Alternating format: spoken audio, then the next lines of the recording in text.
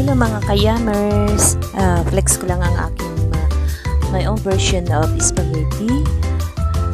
Ayan, ipapakita ko sa inyo kung ano mga basic na sangkap na nilalagay ko. Ayan, I start spaghetti Del Monte, baka naman sweet Del Monte nga pala nilalagay ko, at sweet sauce. Nakasave ako ng 48, yun lang binibili ko. Napakamurang halaga pero masarap na.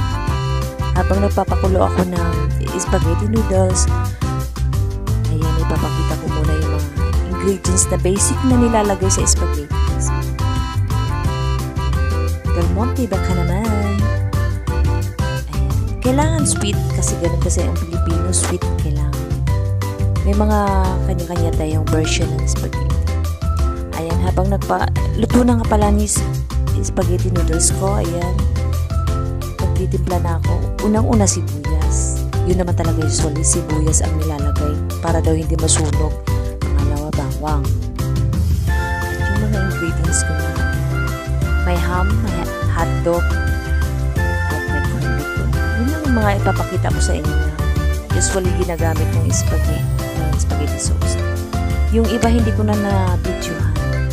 Katulad ng cheese. Mura lang din ang cheese na lalagay ko. Kasi may mga kanya-kanya tayong version ng spaghetti. Hindi na kailangan may mga gatas.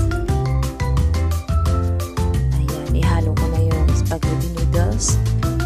Parang adami ng sauce ko. Pero sakto lang yan kasi pakukuluan ko pa siya ng konti para sok na sok yung nanunuot yung sauce niya sa noodles. Ayan, favorite nga pala ng anak ko yan. Bata pa lang siya, 3 years old, lagi niyang sinasabi, "Mama, I want your spaghetti version, please." Ayan, si Tricia. Ang sarap, no? Kaysa naman pupunta ka pa sa labas, napakamahal. Yan, sa Jollibee, I think 3 orders na yan, or 4.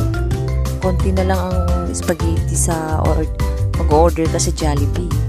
Mabubusog ka na lang sa soft drinks. So, sa bahay ka na lang gumawa kung marunong ka. Napakadali lang gumawa, guys. Ayan nga pala yung anak ko. Sabi niya, "I like my version, Mom Spaghetti." Ayan, guys. Thank you sa panonood. Sana magustuhan nyo ang spaghetti version ko. Bye for now.